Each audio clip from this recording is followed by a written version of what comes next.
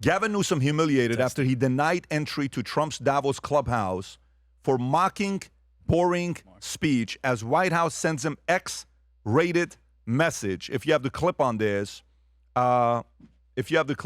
Rob, of him finding out, I don't know if you have that one where he finds out he's not going to be on. Do you know which one I'm talking about? Yeah, this is the screen grab of the shot that apparently the White House took at Gavin Newsom that's referenced in that article. So let's see that. So the failing governor of California, rampant with fraud, watches from the corner. What is that? Cuck chair as President of the United States delivers a true masterclass in Davos. Embarrassing. Rapid response 47.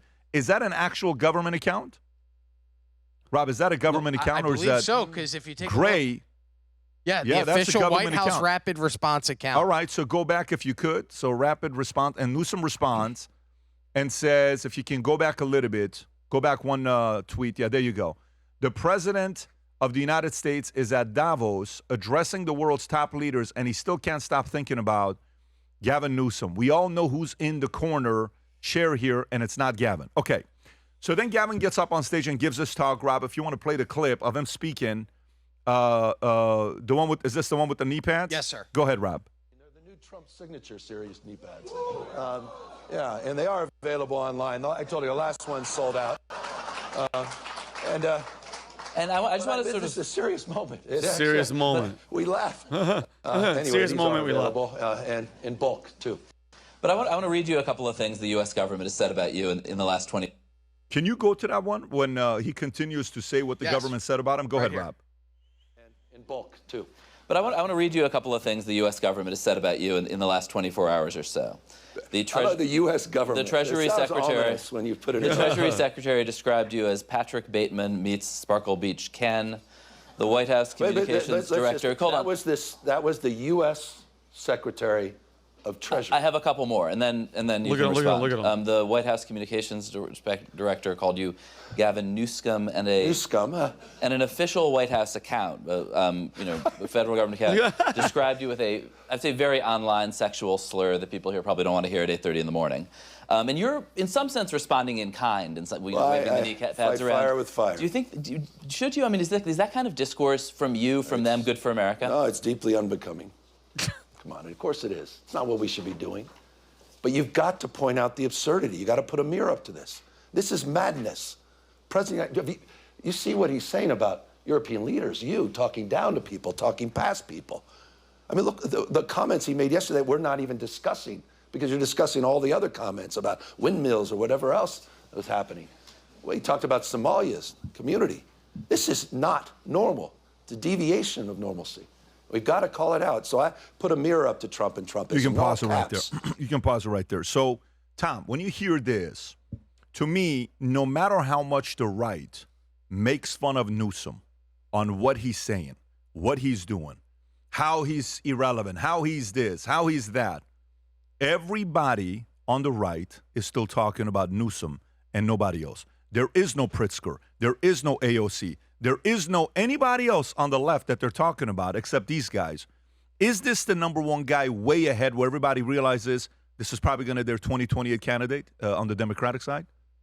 Look, the object here is to put your name in the news and to be the opponent. And he's doing that. And Gavin Newsom is doing that. And he is a skilled guy in front of the media. He's a skilled politician. He's not a business guy. He hasn't accomplished anything. He's been a career politico, as they said. And that's all he's done. And while he was over there, he is in everybody's head, and he is the topic of discussion, and he is the frontline opponent. It is interesting. He's not going to be reelected again, and he seems to have turned his back on California, and I hope the majority of voters will look at that. While he was over there cosplaying as a diplomat, he's an American governor, but he's over there trying to get into rooms, trying to get on stage, really trying to interfere with what's going on in Davos and inject himself into the conversation. Wells Fargo announces that it's moving its wealth management division from San Francisco to West Palm Beach, Florida. Mm-hmm. So, Ron DeSantis gets a spike the end zone. There's a couple hundred people are moving down there. Wells Fargo started in California to help the people during the gold rush but provide reliable banking 174 years ago. And now Wells Fargo is first major bank to relocate wealth operations to Florida. So while he's over there, he really seems to have turned his back on the economy of California, and these things are still here. But he is the guy that they're talking about, and every minute that goes by, the opportunity for everybody else to be that DNC candidate gets smaller. Rob, can you do me a favor and go to my Twitter account? And Efren, I'm coming to you next on this. If you go to my Twitter account, yesterday CBS tweets this, okay? They put this out there, and the tweet gets 34 million views from CBS, okay? If you can go to, zoom in, but go to CBS's tweet, not mine. We'll go to the bottom to show the number. 35 million people saw this tweet. Look what it says. Murders plummeted more than 20% from the year before, the single largest one-year drop on record, and 2025 might be the lowest murder rate in the U.S. since 1900, a new study found. 125 years. That's 125 years. And so, by the way, here's what you got to realize. My opinion. The complete opposite of Trump, if you want to know not the synonym, the antonym of Trump is Newsom. Okay, very simple. You got Trump making America safer, borders getting safer. You know, GDP is growing at a faster rate than inflation. You got California, the guys losing businesses. They're leaving. The best of the best are choosing to leave to go live at a different place. They're putting the wealth tax, homelessness, waste of money. You know, what's going on with the fraud that took place there. Some are saying $250 billion. Some are saying $500 billion of what's going on over there. It's the complete opposite person. So the people who hate Trump are going to choose to vote for Newsom, but they're going to get the complete different in economy and safety and everything that's taking place. Efren, you live in California. You were born and raised in Huntington Park. Not Huntington Beach, Huntington Park.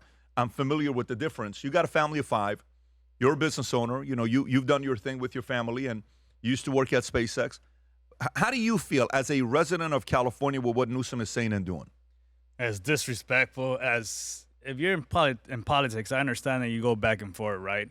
And one of the things that for Gavin Newsom, if you're here in our country, yeah, that's going to happen. But when you leave our country and you go somewhere else and you still continue the same banter, it doesn't look good for the U.S.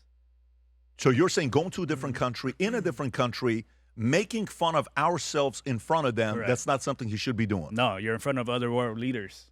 Now they're seeing if you want to attack the U.S., you see the weakest point, which is California and Gavin Newsom. You know who agrees with you? Can you play that Stephen A. Smith clip when he was talking about Stephen A. just went off. I don't know if you guys saw this or not. He went off on Newsom. Watch this clip here, folks. Gavin Newsom. Respectfully, what are you doing? You're the governor of the state of California in the United States of America. Why are you over in Davos, Switzerland, talking to folks and speaking negatively about the president of the United States? I have no problem with Gavin Newsom being candid and open about his feelings about our president on United States soil. To go over to another country, Switzerland, to go over there and to be in the presence of other European leaders speaking against the president of the United States. I'm not down with that. Y'all might be, I'm not down with that at all. You can pause it right there. Efren, why is that a problem? Why choose that a problem? It's the same as family, right? This is what I tell my kids. If we're in house and we're playing around with each other, calling each other's names, that's fine. But once you're outside and you're just talking shit to your brother or sister, that's not right. You're saying to the world that's okay for others to do the same. It's same concept here. I love that. Vinny, where are you at with this? I have a lot to say about Gavin, but Stephen A. Smith, with all due respect, Gavin's going to be the front runner when it comes to election time. Is he voting for a Democrat or is he going to vote for a Republican? He said, I saw a video, he voted for Kamala, number one. Mm-hmm. So my question is, even with this, and I get it, you could protest and foot to the fire. Come election time, are you going to vote Democrat, because that's the guy, or are you going to vote Republican? That's the real question, number one. Number two, why? I was thinking about it when it happened. Why? There was no other United States governors that flew and were invited to Davos. Okay, Dr. Evil's son, Mini-Me, Alex Soros, that was his little lapdog. Anytime you see a photo, guys, with Alex Soros holding the guy, that's the guy that they've bought and that's their guy, okay? With all due respect for all the Democrats, this is a warning for all of you, all right? California, this is who the Dems want. California leaves #1 in homelessness, top 2 worst housing affordability, highest poverty rate, #1 and #2 in highest unemployment rates among states, highest state income tax, and the highest gas taxes in America. Don't forget gasoline. This is your guy. This is who you guys want, all right? And there was another clip that Rob has. Rob, I could just say it, where he's sitting there and he's bragging about Medicaid and how he's out of the top 16 states. He says, I don't care about your status. I don't care who you are. Basically, opening the window for illegals. I'll give you health care if you're in California. I'm your guy. Is this it, Rob? Is this the Medicaid? Can you please play this? And I want to take away something from this. Do you think that your party went too far or that you went too far? And I think, for instance, in extending Medi-Cal to the California healthcare program to undocumented immigrants. Like, do you? Well, two different I guess questions. on the big picture and the small picture, do you feel like you went too far? Two different questions. Do I believe in universal health care? Yes, regardless of pre-existing conditions, ability to pay, and your status. I campaigned on that, and we delivered on that. And I'm proud of that. We're one of 16 states to provide care to people regardless of their immigration status. So listen to that. Regardless of your immigration status, the #1 front runner for the Democratic Party is basically saying, if you're an illegal and if you're in California, I'm going to give you free health care.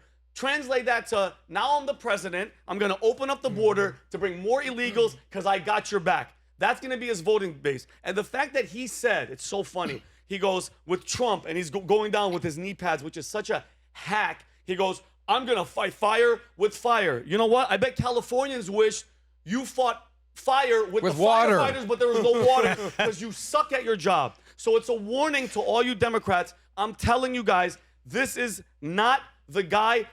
They will undo every single thing that this guy has achieved for the past freaking year. It's been 1 year, and look at all we've accomplished. Oh, wait, real quick on Medicaid. Gavin Newsom's policies bankrupted hospitals. King Drew closed the emergency room in Los Angeles, which actually reduced the amount of services that were available because the amount of trauma hospitals that were there, because his position on Medicaid bankrupted them, point 1. Point 2, it doesn't matter where you're from. If you're vacationing from anywhere on planet Earth and you're stabbed, shot, or have a broken leg, you're going to get Medicaid treatment in an emergency room in America. It's going to happen. They're going to look at you and say, how are you going to pay for this? And then they're going to figure it out later. But if you've had a heart attack in a restaurant, so you're from France, you have a heart attack in a New York restaurant, they're not going to ask you for your insurance card in the ambulance. They're going to go get you treatment and say, you know what, he's a French national. And you'll be covered under Medicaid in the state of New York, and then they go back to get it. So the whole Medicaid thing that he's playing games with, he bankrupted hospitals in the United States. I want to show this next clip. But we are not a nation that turns people away. When Trump is speaking here, I want to play this. Watch Newsom's reaction, listening to every word the president is giving. Go ahead, Rob. I call him Gavin. Have you guys seen this? Newsom. When you think about it, he's kind of retarded. People say he's gay because of the way he moves. You know, he's always doing his weird little dance when he talks. But I don't care about that. I just think he's incompetent and retarded. They say he likes to watch. Remember? His wife had sex with. No, by the way, is this a right? Is this a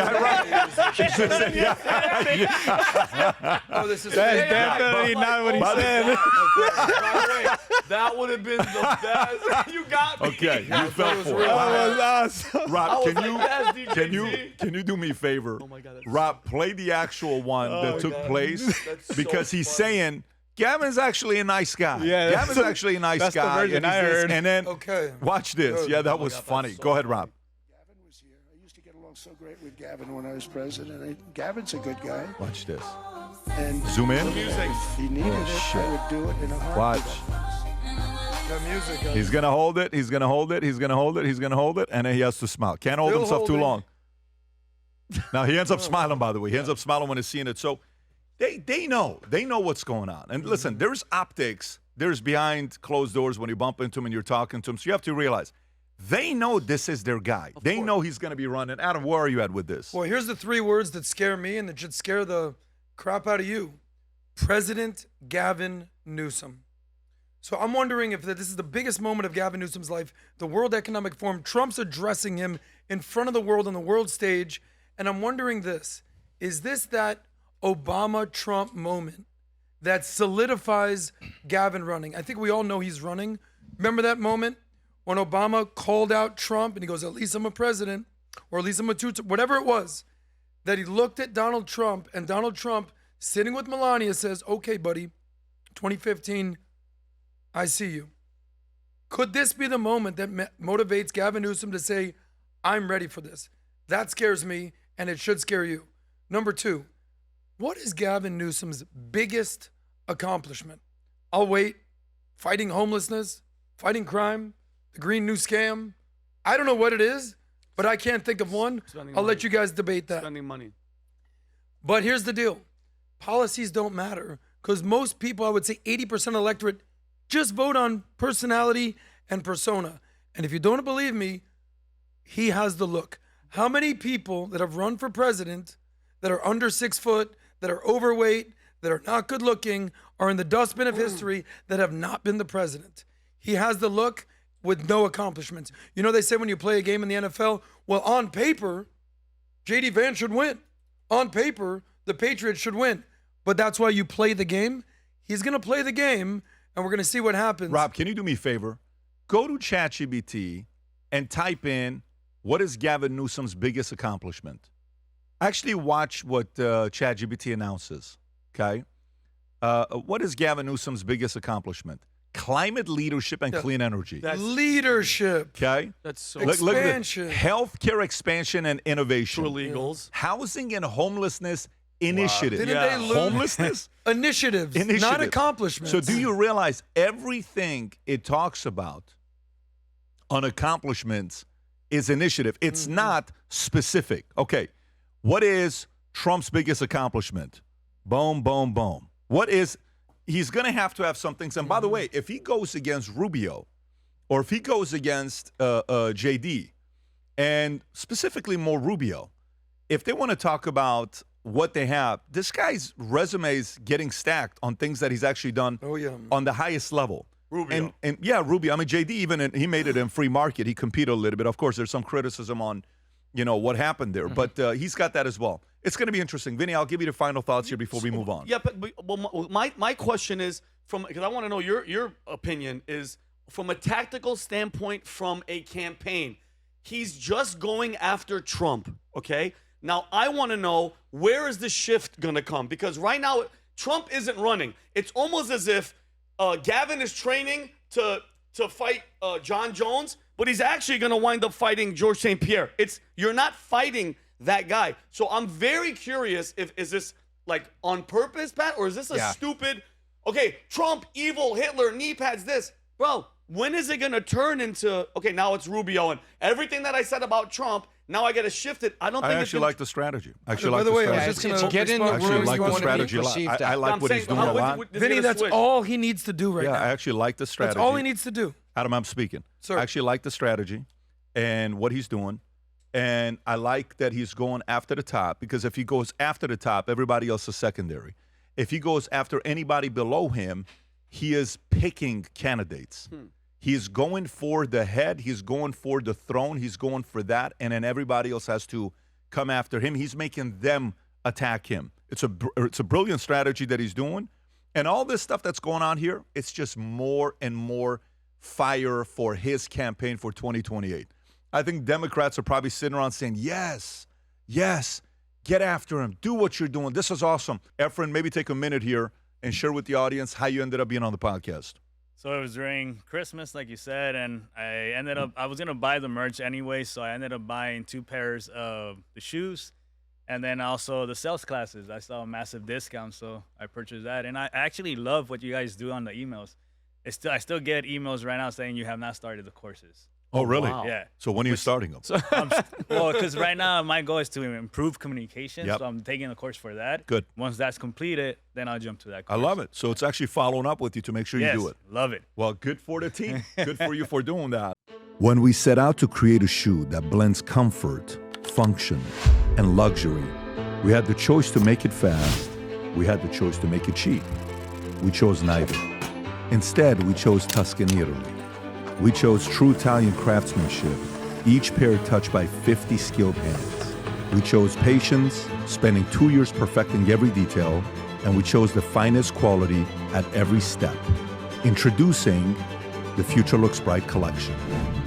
Not rushed, not disposable, not ordinary. Rather, intentional, luxurious, timeless.